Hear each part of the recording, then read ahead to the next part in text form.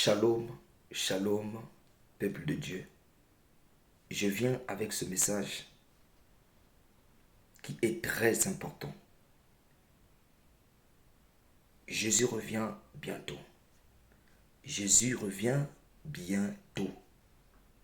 Dans le livre de Jean 3, verset 5, nous avons vu Jésus qui est en train de discuter, parler avec Nicodème vers la nuit.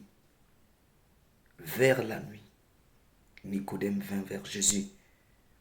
Dans le livre de Jean 3, 5, et Jésus lui dit, si quelqu'un n'est né d'eau et d'esprit, il ne pourra pas rentrer dans le royaume des cieux. Je vois beaucoup de chrétiens aujourd'hui, ils se font baptiser d'eau.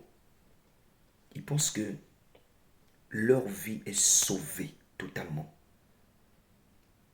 Non. Le baptême d'eau n'est que le pardon, la rémission des péchés. Il faut vous faire baptiser du Saint-Esprit, car l'enlèvement arrive. Et Jésus-Christ viendra dans le nuée pour nous enlever. Mais si vous n'êtes pas baptisé du Saint-Esprit, vous ne pourrez pas rentrer dans le royaume des cieux.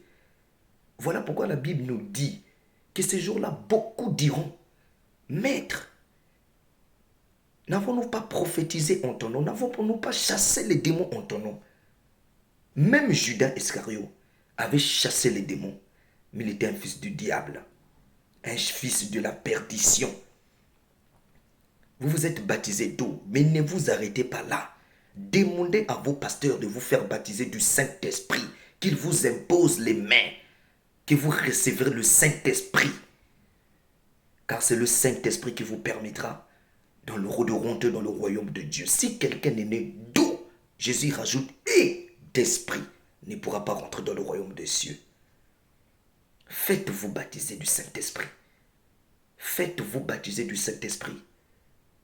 Vous vous faites baptiser d'eau. Et après cela, vous vous arrêtez là. Et on vous prêche de la prospérité. Vous allez avoir de l'argent. Vous allez vous marier. Vous allez avoir des voitures. Toutes ces choses-là est bien. Mais le baptême du Saint-Esprit, c'est le baptême qui vous fera rentrer dans le royaume des cieux, dans la nouvelle Jérusalem avec notre Dieu. L'enlèvement sans le Saint-Esprit n'est pas pour les enfants de Dieu. Il n'y a pas d'enlèvement sans le Saint-Esprit. Faites-vous baptiser d'eau et du Saint-Esprit.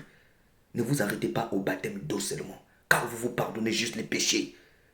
Demandez à vos pasteurs de vous faire baptiser du Saint-Esprit. Que la grâce de Dieu soit avec vous. C'était votre frère en Christ. Faites-vous baptiser du Saint-Esprit et vous verrez la gloire de Dieu. Que Dieu vous bénisse, frères et sœurs. Amen.